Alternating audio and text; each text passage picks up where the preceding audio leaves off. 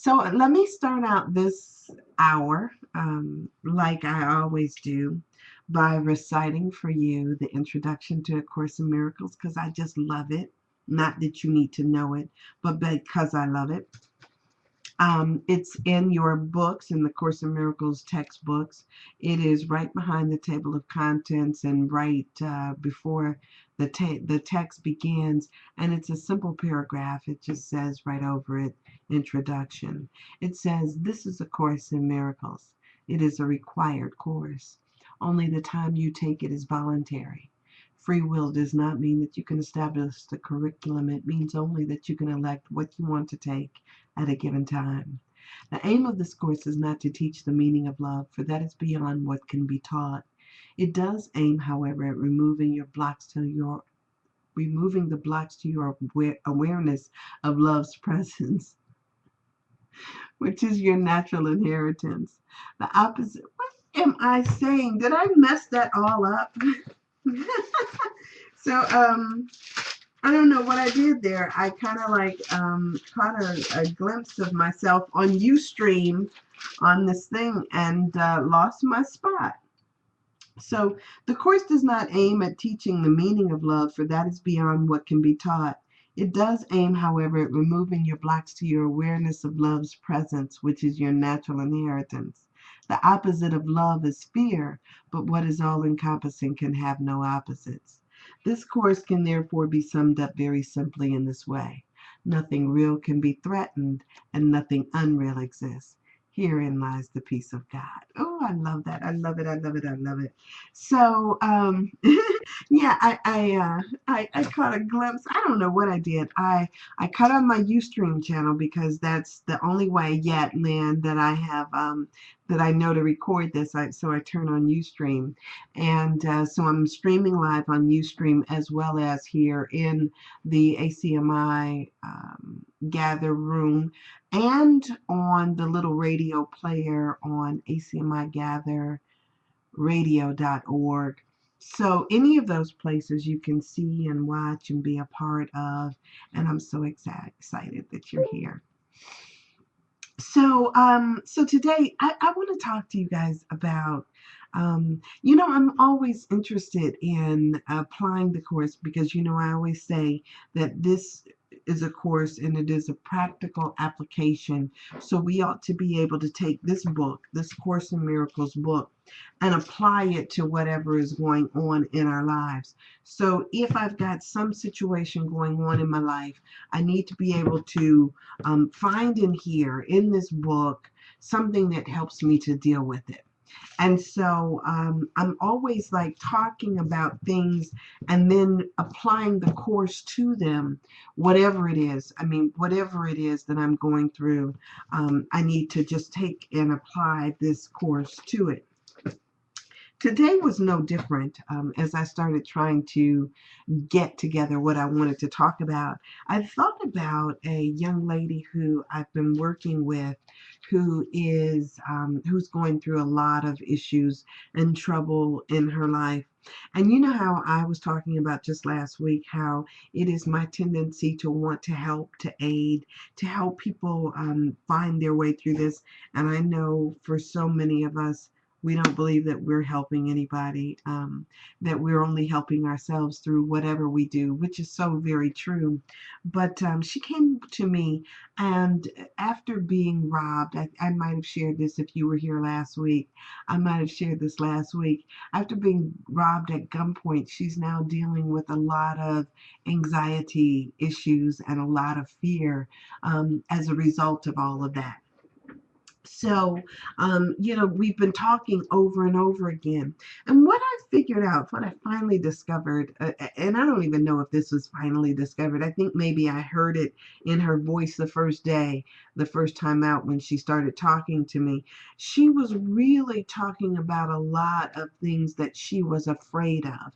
And to some extent, I think that some of the fears that she had were irrational fears, like she was creating them, like she projected fear. Even as she talked to me, she was apologizing and saying to me, I'm so sorry to call you. I'm so sorry to do this. I'm so sorry to do that.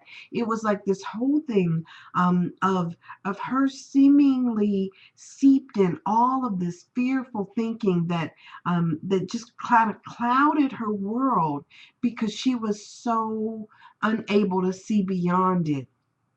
And because I have had some things that have happened to this body of mine as a result of somebody else making choices for it, I do understand the fear, but at the same time, there is this part that is getting from the place where nothing real can be threatened and nothing unreal exists. Getting to that point is sometimes for some of us is a journey and not just a change or a shift in our thinking.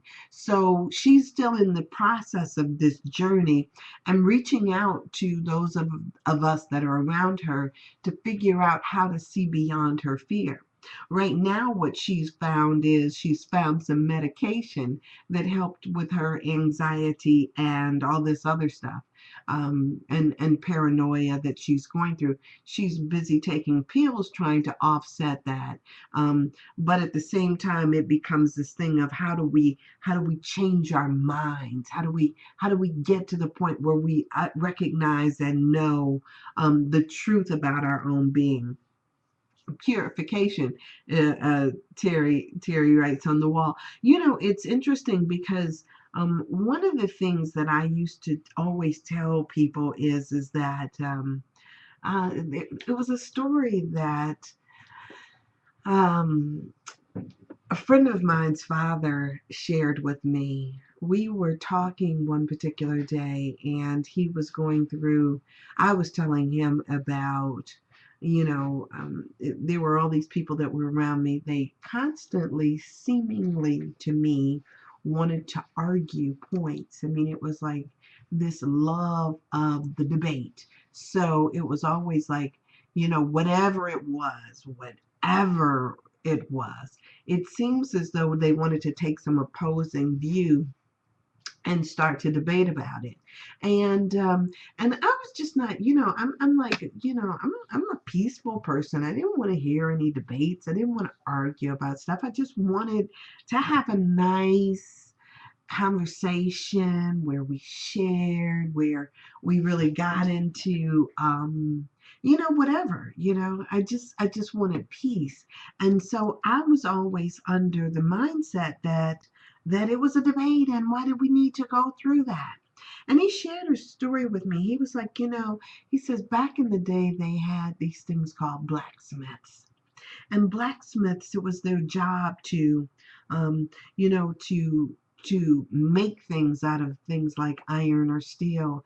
And he says they would make these beautiful ornate objects. He said, but part of the process of it was to take a piece of metal, and he says, and you put it into the fire and you get it hot, and then you pull it out of the fire and then you beat it a little bit. And he says, and then as soon as it starts to cool off, you have to stick it back into the fire. You pull it out and you beat it a little bit more.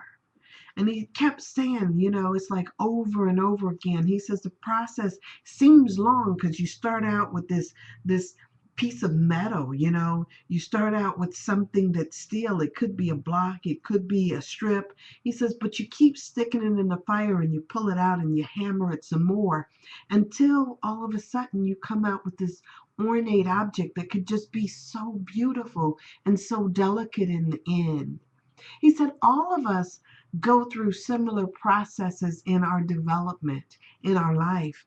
And he says, and some things that we think are there for to tear us down or to hurt us or to harm us are really there helping us to find the beauty that we are, that ornate self that we eventually get to if we simply trust the process. And when he told me that story, I thought, like, wow, it's kind of like that potter's wheel kind of story.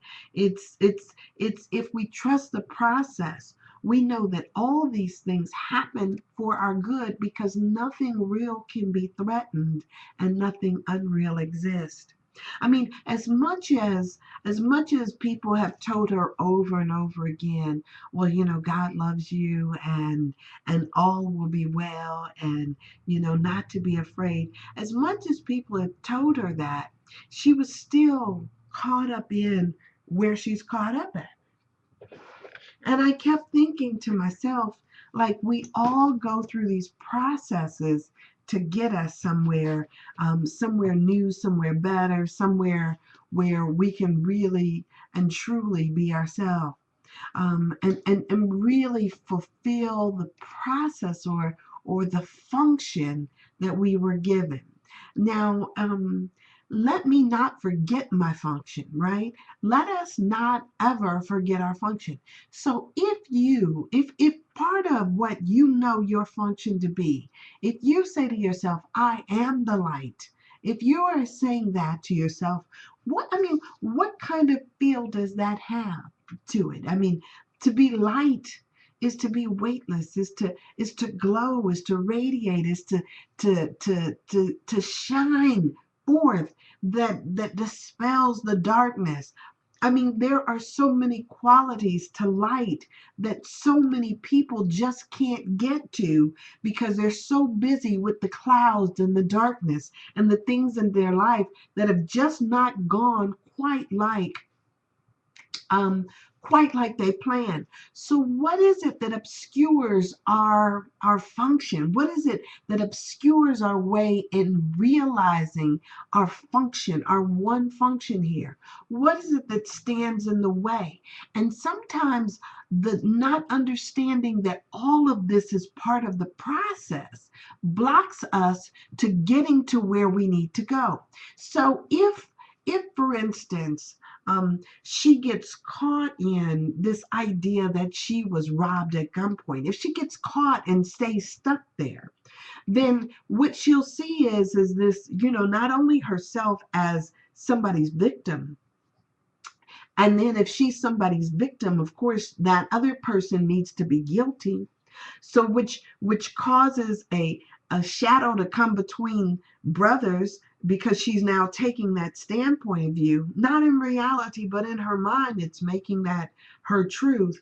And so if she understands, or if she doesn't get to the point where she understands part of the process, she'll be constantly trying to make somebody else her victimizer, making somebody else guilty. I mean, wasn't Lynn just talking about something similar to that? I mean, we're always looking to point the finger as if it is, that other person that did this to me, without understanding that the process was there to bring something else about. And so I remember when I used to be so fearful about stuff and wanting to obscure the light because I didn't think that the light was true. I didn't think that the light was my truth. Oh gosh, I can remember it. I don't know about you. I don't know about you. If you can remember moments in your life when you didn't recognize that when you just didn't recognize what you know now to be true. I mean, for some of us, we're still there. And we're not always there. We're not always there 100% of the time. I mean, sometimes we have moments when we feel like we're under attack. Even as we do these things that we do. I mean, so we sit here in the room and the next person comes up or somebody says something and we think like, were they talking about me? you know, there's that tendency to always want to jump back into that victim role. It's as if there is something about our development uh, and this ego issue, the illusions The illusions about myself and my illusions about the world are the same illusions. And so sometimes we get caught up in our illusions and in the illusions that we think about. I mean, sometimes we get caught there, sometimes we get stuck there, and sometimes we have moments when we remember the truth about our own being. So it becomes this thing of I remember as I was talking about this, I kept thinking there's this part of us that walks through the world, and it may just be on one of those brief exchanges, one of those brief highways that I talked about when I talked about the roads and the highways and the paths and all those things that we take. Sometimes there's brief stretches in our development where we're walking through that valley and the shadow of death. And we're thinking lions and tigers and bears. Oh my.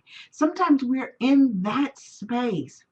But we're in that space so that when we get to a clearing, when we get further along the path and we recognize it, we know clearly about the lions and tigers and bears, oh my mentality, and the lion and the light mentality that says that no matter what happens to this body, my truth is that I'm the light. My truth is that I've never been separate from God. My truth is nothing real can be threatened and nothing unreal exists.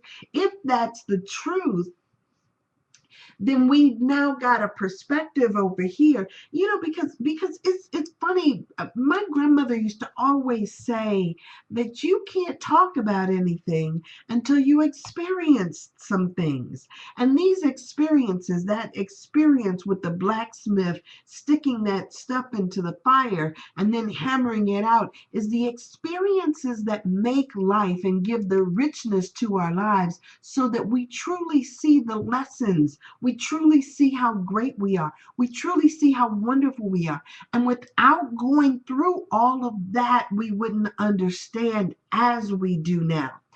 I wonder, I wish that all of us could just come into this life plane, into this earthly plane, and ta-da, we understand and we get it and we know.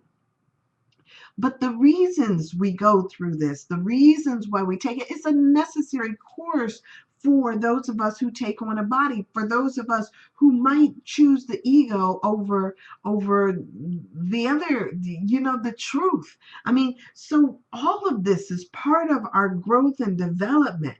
And so if I am going through this, if I'm here, if I'm going through this, what is it that I'm to do? That's the question that she asked. That's the question I ask. And at some point, that's the question that we all must ask.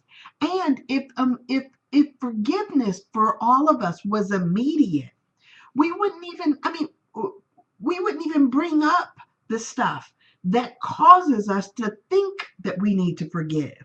I mean, so there is this part of us that automatically sees something wrong when we think that there is something to forgive. If we knew the truth that all of us are just doing what we're here to do, what we're supposed to do, if that was where we were, then we wouldn't even have to see it in that regard. We wouldn't even have to think, oh, I need to forgive. We wouldn't even have to think, oh, somebody has slighted me, done me wrong. Somebody's been mean towards me. Somebody's done this or somebody's done that. We wouldn't even have that assumption of hurt or pain or error. It would simply just be as it is. But these lessons come to us for a purpose. These challenges, these opportunities, however you want to see it, they come to us for a reason, for a purpose, and for us to get something out of it. So it was interesting because I kept thinking to myself, like, how do we get to a point where we deal with the contradictions that we see? Like, on one level, I know that I can't be hurt. I can't be threatened. Nothing unreal exists. That love is the only truth. Love is all there is. But when I'm tempted to see something else, then I need to figure out, okay, what part of me now needs to, um, what part of me is seeing this contradiction or seeing this place in the cosmos where there's a rub? What part of me is seeing that? And so if I'm saying to you, um if I'm saying this to you, so here, let me talk about it from a life lesson for me real quick. So over at the center, we moved my father from one LTAC facility to another, from one long-term acute care center to another one. And the reason why we did that was because we didn't believe that my father was getting the best care possible. And it was interesting because, from being there, I sit there with him every single day. And as I sit there with him, I'm watching the people and they're doing whatever it is that they do. And I told him, I told some of the nurses and some of the aides and all those folks, I thought they were doing a phenomenal job. Or no, no, no, no. I didn't think they were doing a phenomenal job. I thought they had phenomenal personalities. I liked them. I liked each and every one of them that I met. I really did. I mean, there was nothing for me to say that I disliked about them. But whether or not my father was getting the care that he needed was another question, was another issue for me. It wasn't that they had done anything wrong. It wasn't that they weren't good and wonderful people. It was that I didn't get the care. We weren't getting the care that we needed to see him make a change or for him to heal. And so it became this thing of, I wasn't trying to blame you, but automatically people felt as if by your actions, you're attacking them. And it's like it becomes this thing of, no, there's no attack here. It's simply not what's right for me. The same is true with the relationship questions that Lynn talked about a little earlier. It's not that she would have anything against a bus driver or against a street sweeper or against a doctor. It's simply what's right, what feels right for you. If it's right for you, it's fine. But if it's not right, then part of us going through all this is acceptance of self and acceptance of our own of who we are. That's not to say that that's against what somebody else is. One of the nurses, and I'll tell y'all this. I don't know why I'm telling y'all this. This is simply because it's me, and I don't know how to edit stuff that comes out of my mouth most of the time. But it's all good because it's me and that's what I'm supposed to do. So I'm there one day, and there was this guy who every time he walked past my father's room, he was staring at me. He was staring at me like I was a steamy hot steak. I mean, you would think he was just going to have me for dinner. Every time he walked past, and I was, it was like, okay, whatever, and and I didn't ignore him. That's not me to do. I don't ignore him. I just do this little cheesy thing like, hi, like, are you gonna at least speak like hi? And so one particular day, I guess he finally decided to ask one of the nurses, it was a male nurse, who I was and who the guy was in the bed, like, is that her husband or who is that? And so the nurse explained to him, like, no, that's her father and blah, blah, blah. So, so, so anyway, it was so funny because the nurse comes back and he says to me, he was like, that guy asked about you. He says, but I really wanted to tell him that he's just not your type. And I'm thinking, how do you know what my type is? And he says, oh, Trust me, I know he's not your type.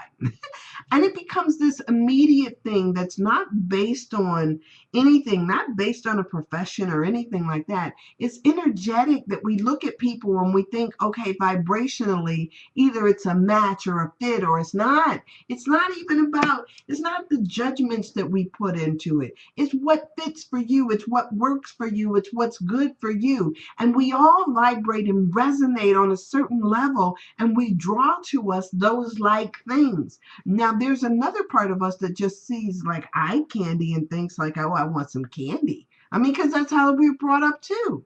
But what resonates and what works for you? So I know I just totally went off on that tangent.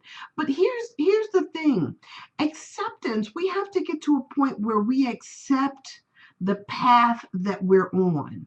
Like there is something that is calling each of us.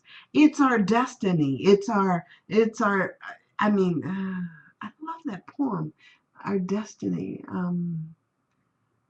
Our destiny or our fate, it awaits us, it's calling forth to us, and there is a part of us that has to say yes to it. There's a part of us that has to embrace it, to own it, to also earn, to feel like that wherever it is, whatever it is, we've earned a right to be there, to be in the place where we are. And so yeah, so it's about accepting our destiny and earning what it is where we desire to be. And even with here being here, it's almost as if we've earned the right. I've earned the right to stand up in front of people and talk, or you've earned the right to share your opinion and your ideas and your thoughts. I also accept that I have certain limitations, and those come, that awareness of my limitations, those awarenesses about what it is that's for me and what's not for me, is also something that I learned through this life path. All of this stuff is learning my truth. And so as I learn my truth, I shine more brightly because I come into an acceptance of what is and what is not for me, what in my truth is, and what is the illusions that I might have about myself. you know so sometimes our illusions are sometimes our illusions are about the fears, the things that we are afraid of. Sometimes those are our illusions and sometimes not. So it is what it is. I'm getting all these phone calls over here. It's like, shut up, look at my phone already. Oh no, they don't know that I come on at 8 o'clock. Okay, so that's why I'm getting all these phone calls, and I keep I keep putting them down. So forgiveness is my function as the light of the world, right? Forgiveness is my function. But I keep saying, if we understood that everybody is doing what they're supposed to do, and they're doing it according to that divine computer that I'm always talking about, that divine computer that is giving us the lesson that we need for our own growth and for our own good. And so if those lessons are coming to us, if we even have something that we need to forgive, it is bringing it to us so that it can challenge us on this truth. If forgiveness is your function, if forgiveness is my function, then at a certain point, we'll all see that there's nothing that we truly need to forgive. It's our own thinking. We're only forgiving ourselves. And so I need to forgive my thoughts that you should have been any other way than what you were, or that you should have done something other than you did, because you're my teacher. When you come to me with something that rubs me the wrong way, you have just become my teacher in that moment, and you've brought to me a lesson that I need to learn for my own good and for my own growth and for all that stuff. So here, illusions about yourself. Let me. I know you guys are on here all the time. I don't know if you're on here all the time.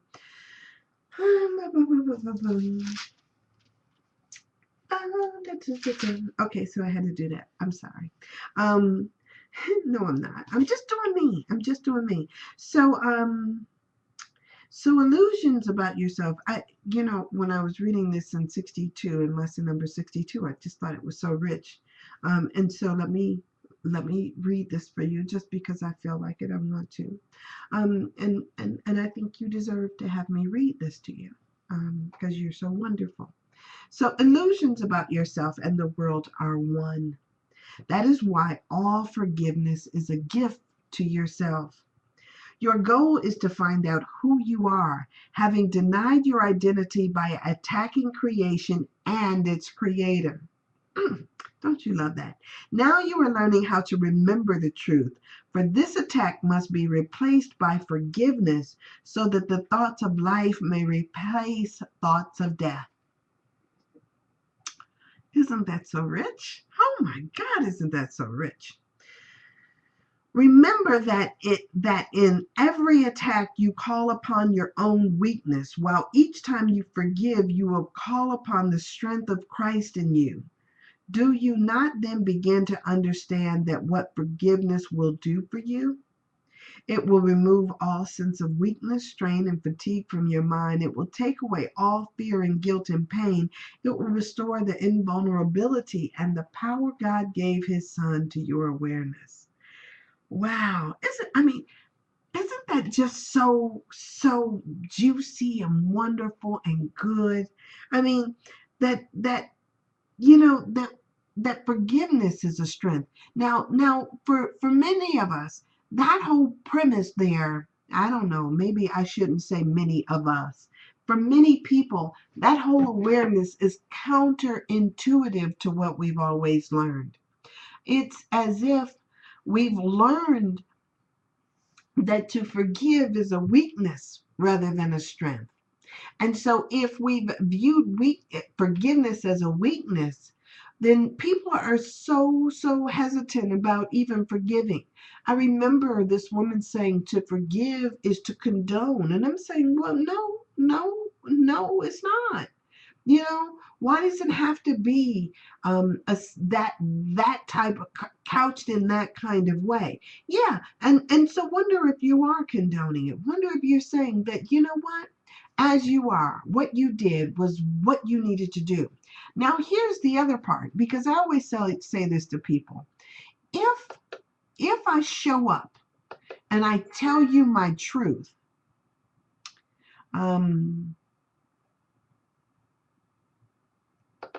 if I show up and I tell you and I speak to you my truth, then I am giving you the lesson that you called forth.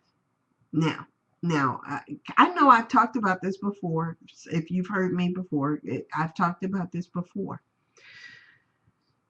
If I show up and I'm lying to you, if I show up and I give you something other than my truth, then it's almost as if I've denied you a necessary part of your own development. Mm-hmm. Forgiveness is not about actions, but perceptions. Yes, so true, Terry. And if we were perceiving correctly, we would see that there's nothing to forgive. So here's what I gather. Here's what I gather. If I'm telling my truth, if I'm speaking my truth, if I'm doing what is honest and truthful for me, I not only learn and gain strength from it, but the person who is on the other end receiving will learn and gain strength from it as well. We have a tendency, I don't know, me and my brother had a conversation about this earlier. We have a tendency to, oh gosh, let me think about this, because me and my brother just finished talking about personalities and dispositions. And one of the things that he talked about was this tendency that we have to react in very different ways to similar issues. That's that some of us learn to respond in ways that can be taken as loving and accepting, and others have learned to respond in ways that are accusatory, angry, and not accepting. We talked about whether or not it's based on personality, that idea of nature versus nurture. We've had those conversations, and we will probably continue to have those conversations. I think that for a lot of us, it comes up all the time, nature versus nurture. There is also a shift, I think, that many of us go through that I've seen happen in some people. I know for me, when I was younger, I will say that I had an attitude. I had a attitude. I was just, do I want to say I was fearful? Do I want to say that I was, um, uh, what do I want to say about my personality? I just was not really accepting of a lot of what I thought was craziness at the time. I was always thinking that people's intentions weren't pure, that everybody had some kind of baggage that they were carrying around, and they were always giving you something other than truth. And so I always thought that people had hidden agendas, and so I responded to people as if they had hidden agendas. And I remember that I made a shift in my thinking, because I decided that regardless of what another person's intentions were, I knew what mine were going to be, and that who I was not going to be predicated upon who you decided to be on any given day. And so there was a shift, there was a marked shift in my personality over the years. When my mother got sick, there was also a shift, because I remember thinking to myself, and I might have shared this before, when I walked in the room as my mother was laying in bed, melting, withering away from that darn cancer that was eating her body. I remember thinking, what really matters? What matters here? And I remember thinking that all that matters, the only truth that matters in the end, is whose lives you've touched, who you've loved, and who's loved you. And so that shift caused me to change around how I dealt with people and what I wanted to contribute to this earth, um, how it was that I wanted to be. And so I thought to myself that when I got ready to make my transition, when this body of mine was ready to, to expire, to be laid down, to be laid aside, whatever, I knew that what I wanted my truth to be, the bottom line for all of it, was just going to be love. That shift occurred for me. And so for, I think, a great many people, if we simply understand that part of the process gets us to a different place, then maybe we will get to the point, because remember that love is the truth. What we're here to do is remove the blocks to our awareness of love's presence, which is our natural inheritance. So if love is the truth, then all of us are already in this thing called love, and all we're doing is trying to remove the blocks to our awareness of its presence. And so if we can do that, then, no, it's not if we can do that. And it becomes this thing of how do we, and maybe it's not this natural, maybe it occurs for all of us, but if we allow ourselves to go through the process, then we get there. And so sometimes I think we have all these folks out here who will put blinders on. They'll put blinders on to this truth because it just couldn't possibly be, because their life has been filled with so many things that were just not loving in nature. And so if we keep that call going out, that call that's constant, that is saying love, love, love. And I think when I tuned in earlier, I heard somebody saying that that very idea, that it's this call that's going out to us that's constantly saying, you know what? I love you. I love you. I love you. Right? There's a call that is constantly out there. And I think that some of us hear it, and you hear it in the distance, but there's so many things that are happening around us that obscure that. So if we're listening to the news, which is really old stuff. I mean, if we're listening to the news, the the nursing home where they wouldn't even perform CPR on the woman, or or or listening to some other stuff that wars and rumors of wars. If we're paying attention to the lions and tigers and bears, we don't see the love because we're so busy running from all this other stuff. And so it becomes this thing of us. I think that that's why we're here. We're teachers. We're here to tell people that love is real, that love is the truth, that love is what you are. It's not what you do, it's what you are. So if we could stay the course on that, if we could remind the people, even though they've been traumatized and they're going through their stuff, if we could just simply remind them of the truth of their being, hmm, then maybe we'll all get there at some point.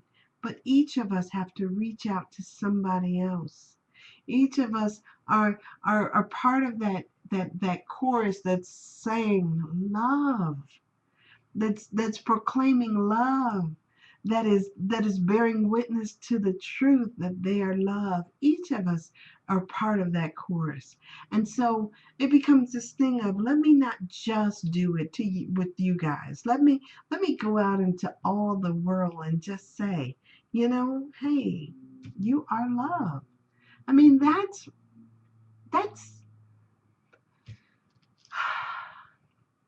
it's like, I remember people always used to say that little thing, you're preaching to the choir. You're preaching to the choir. I mean, we're talking to people who already know the truth. But the real challenge is to go out and talk to the people who don't. The real challenge is to go out, and even in the midst, and some people take constant reminding, because it seems as though, you know how you're driving along in a car, and one of your tires is bad, or there's not balance, and you're veering off into a particular direction. The car is always pulling a little bit towards the right, and really you were trying to stay in the middle of the road, but it just keeps pulling you. And you, after a while, you're so used to compensating for that pull, that you don't realize that that your car is out of alignment anymore, because you're so big. I trust me, I know this. I mean, my car, it just, it takes so much muscle. Yeah, it takes so much muscle to keep my car in the center of the road. And there's a part of me that knows that I need this front end alignment, but I just, I'm not paying to go and get a front end alignment because I want to get a new car. And so it's pulling, and I'm pulling, and it's pulling, and I'm pulling, and it's pulling, and I'm pulling, and I'm pulling, and I'm pulling. And so I'm developing these muscles. I mean, just wonderful muscles here. And so it becomes the same thing in our life, that, we're, yeah, alignments are cheaper than cars, but yeah, there's other issues with the car. But so it becomes this thing. We're constantly compensating for something. So there is this thing of not just spinning my wheels, but really, how do I make this work? How do I really get out there and do what it is that I was born to do? I don't want to keep spinning my wheels or keep running over here, pulling in one direction without actually making ground, without actually making some kind of change. And so, it's like, yeah, let me stop pulling up against what's natural. So, yeah, I could sit here and I could preach to the choir all day, but if I haven't gone out and done what it is that I'm supposed to do, if that be the ministry that I'm supposed to have, then what am I doing? I mean, if I'm not, even as I'm talking to you guys, I'm here in ACMI Gather Radio. I love being here in ACMI Gather Radio. Uh, this is wonderful. But if nobody else that is, if we never talk to people who haven't heard A Course in Miracles, if we haven't talked to people who may have never understood that they're loved, if we never talk to anybody who needs the real, to get this on the inside, then we're just preaching to the choir. And so okay, so yeah, my ideas of out there. So you're saying, and I can say I'm always talking to myself, right? I can say that.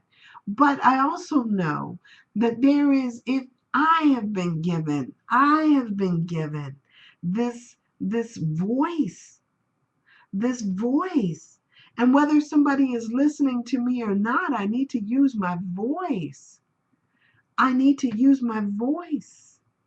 I need to use my voice and remind myself that I'm loved. And as I remind myself that I am loved, I'm reminding others that they too are loved.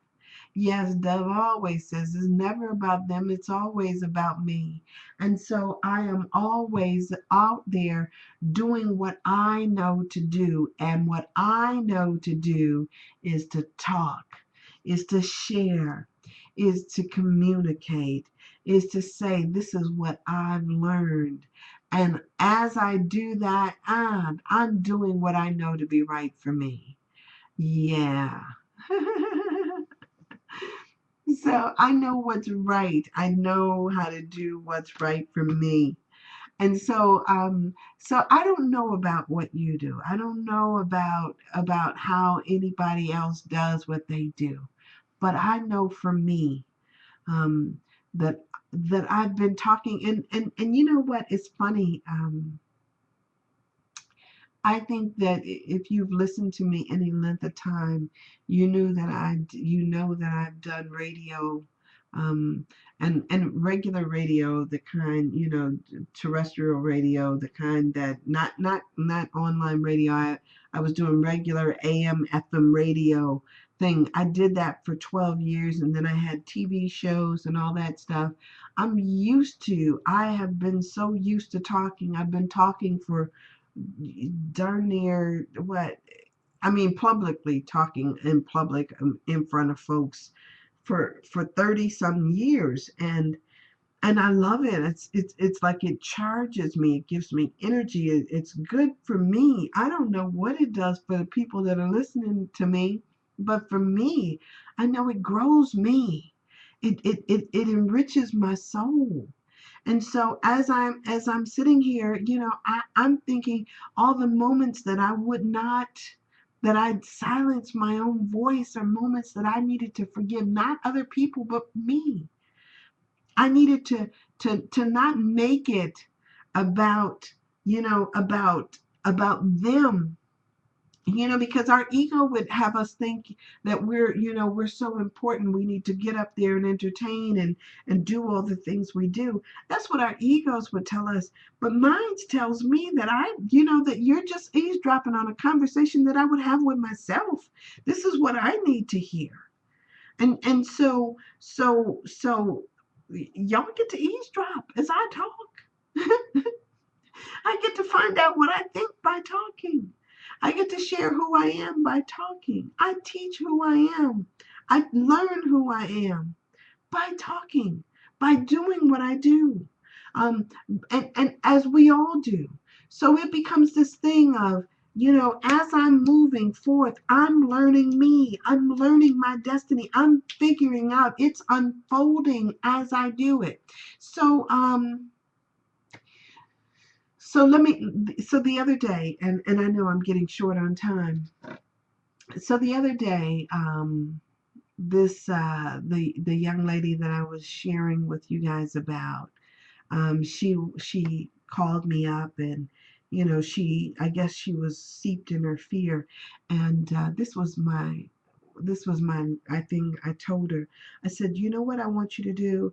I said, I want you to put a rubber band on your wrist. I said, just take a rubber band, put it on your wrist. I said, and anytime you find yourself thinking about the past, pop yourself. I mean, just take the rubber band and pop yourself. And I said to her, and anytime you find yourself thinking about the future, pop yourself. So anytime you find yourself thinking about anything but the present moment, you're supposed to pop yourself, snap you right back into the present, right? And and so it was so funny because she told me that she wasn't even aware up until that time about how much of her time she spent either talking about past fears or talking about future fears. The only thing that we have is right now. The only thing that we have the ability to change is right now. And so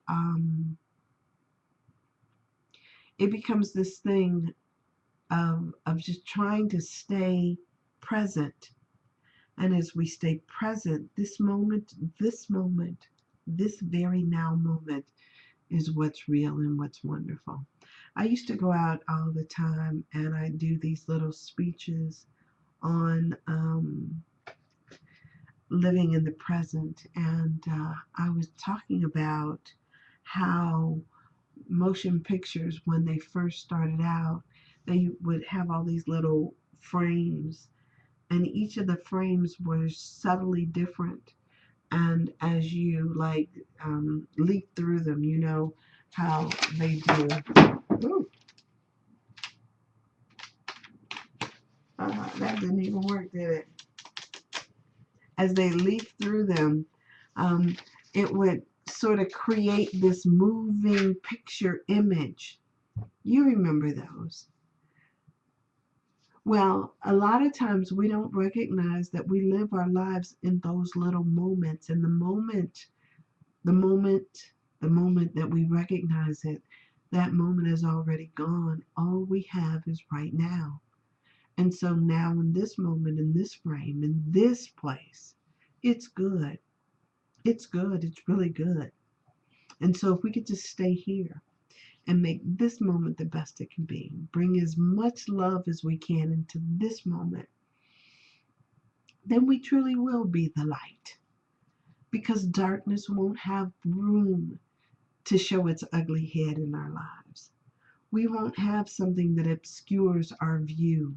We won't have anything that comes in between us and our brother, because in this moment, we're bringing all the love, and that means that all the ideas of separation fall by the wayside, and we stand there in our own light, in our own glory, knowing that the same is true about each and every person out here, no matter what we think about it.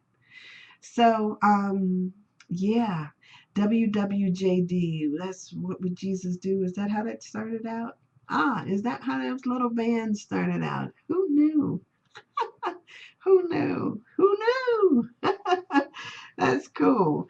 So yeah, let's give up all these ideas about our separateness, um, about what would scare us. I mean, because a lot of times the very thing that we're afraid of is the thing that helps us to get past our own fears. You know, we jump up on a chair when we see a little mouse, and start screaming. But if you just step down, you'd see that, the mouse is really afraid of you. And so, yeah, fear is the stranger here. It's not your truth. It's not who you are. And so let us be conscious and cognizant of what we are. Let the light of the world bring peace to every mind through my forgiveness. Better yet, through my knowing that there is nothing that you can do that would hurt me, because nothing real can be threatened and nothing unreal exists. Whew, therein lies the peace of God. All right, so my time is up. It's time for me to let go of the mic, you guys. SandraSaidIt.com. I still haven't got my update up yet because I've just been so busy. So I appreciate all your prayers. You guys sending energy to me and my dad. If you haven't friended me yet on Facebook, please do so. Sandra D. Bishop. I have a Facebook page, which is facebook.com/Sandra Thrives. My website, SandraSaidIt.com. Who said that? SandraSaidIt.com. And follow me on Twitter at SanBishop, SANBISHOP on Twitter. I love you guys. Thank you so much. Yeah, my time went fast, Lynn. And Terry, bless your heart. Thank you, thank you, thank you. Thank you, Dove. And I'll see you guys all tomorrow at 6 so far, I do believe. If not, let me know. All right, see ya.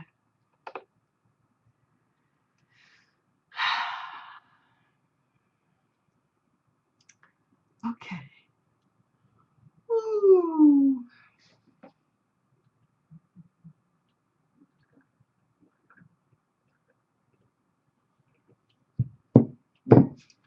All right, so